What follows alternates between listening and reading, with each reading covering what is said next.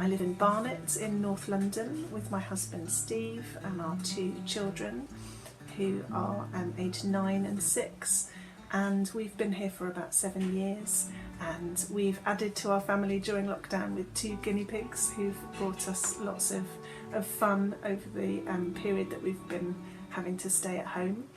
I am really passionate about helping Christians to connect their faith to action, particularly action for justice. I'm also really passionate about spending time in nature.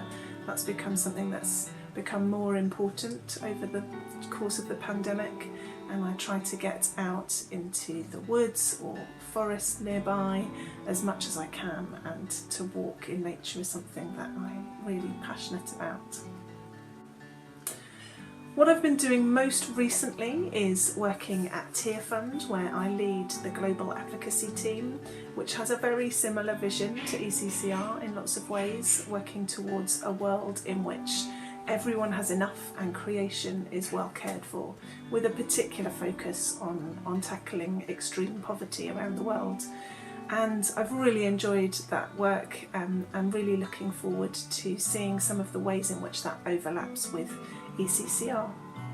Very recently I've been enjoying the snow that we've had in the last few weeks, and enjoying using our new sledge and taking my children sledging in our local park, which has a great hill for sledging down. It's a really hard question. I love reading and I have quite a wide range of reading tastes. One of the books I've really enjoyed in the last year is called The Salt Path by Raoul Wynne, which connects to my love of nature and walking. It's a story, it's a memoir of a couple who have a crisis in their lives and choose to respond by walking the southwest coast path all around the edge of Cornwall. And it's a really beautiful and poetically written book as well, so I've really enjoyed that. I'd recommend it. I'm really excited about joining with ECCR and with your vision of a world, of using money for a world that's fairer and more sustainable, and that very much chimes with my own passion and my own vision.